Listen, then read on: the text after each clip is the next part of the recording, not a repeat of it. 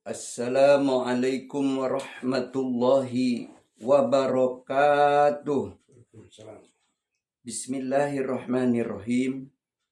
Alhamdulillahilladzi ja'ala syahrul Ramadan syahrul mubarakah. Wassalatu wassalamu ala Rasulillah wa ala alihi wa ashabihi wa mawalah amma ba'. Qala Allah Ta'ala fil Qur'anil Karim. A'udzu billahi minasyaitonir rajim. Qul in kuntum tuhibbunallaha fattabi'uni yuhibbukumullah wa yaghfir lakum dunubakum wallahu ghafurur rahim. Man ahabbani kana ma'i fil jannah. Shadaqallah wa shadaqa rasuluh. Hadirin jamaah yang saya hormati dan yang dimuliakan Allah Subhanahu wa ta'ala. Dengan izin serta inayah Allah Subhanahu wa ta'ala, Allah dengan kekuasaannya memberikan pertolongan kepada kita dianugerahi nikmat yang sangat banyak sekali. Sampai-sampai Allah berfirman di dalam surah Al-Kautsar, Bismillahirrahmanirrahim. Inna a'tainakal kautsar fasholli li rabbika wanhar inna syani'aka huwal abtar. Sungguh aku telah memberikan nikmat yang sangat banyak sekali. Ada nikmat yang kubro, nikmat yang besar, nikmat iman, nikmat Islam. Dengan nikmat iman dan nikmat Islam ini, atas perjuangan keluh kesah dakwah Rasulullah SAW, kita mendapatkan anugerah keimanan dan ketakwaan, sehingga kelak kita akan dijadikan penduduk surga itu atas perjuangan Rasulullah. Semoga seluruh rangkaian amal ibadah kita di bulan suci Ramadan tahun ini akan diterima dan mendapatkan mardotilah keridhaan dari Allah Subhanahu wa ta'ala. Salam dan sholawat kita haturkan keharibaan umat yang telah membebaskan manusia dari belenggu kemusyrikan, ketergantungan kepada benda. Begitu juga atas keluarganya, sahabat-sahabatnya, seluruh pengikutnya, termasuk kita umatnya, kelak di akhirat akan mendapatkan syafaatnya Rasulullah Sallallahu Alaihi Wasallam. Hadirin jamaah yang saya hormati dan yang dimuliakan Allah Subhanahu wa ta'ala. Ketika manusia kelak akan berkumpul di satu lapangan, medan yang sangat luas, namanya Padang Mahsyar. Itu bukan jutaan manusia, tetapi triliunan manusia dari mulai zaman Nabi Adam sampai zaman Nabi akhir zaman.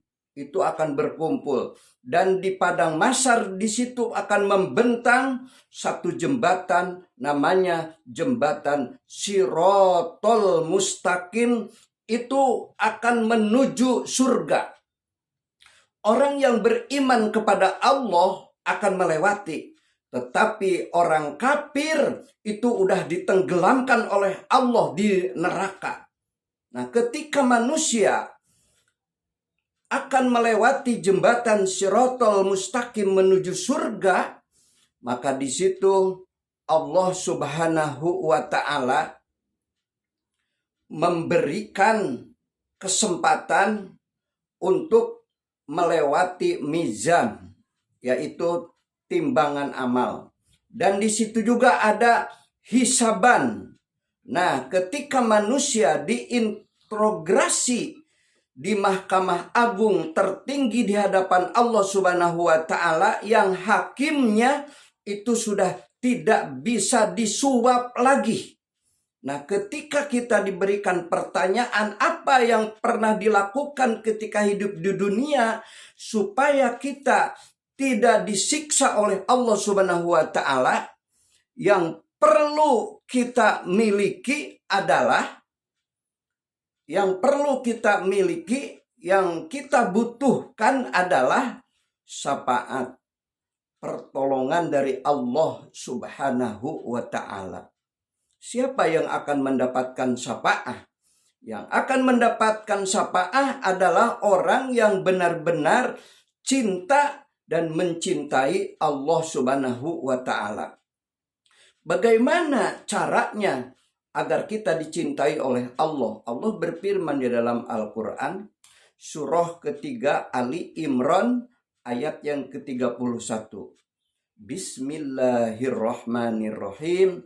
Qul in kuntum tuhibbunallaha fattabi'uni yuhibbukumullah wa yaghfir lakum dzunubakum wallahu ghafurur rahim.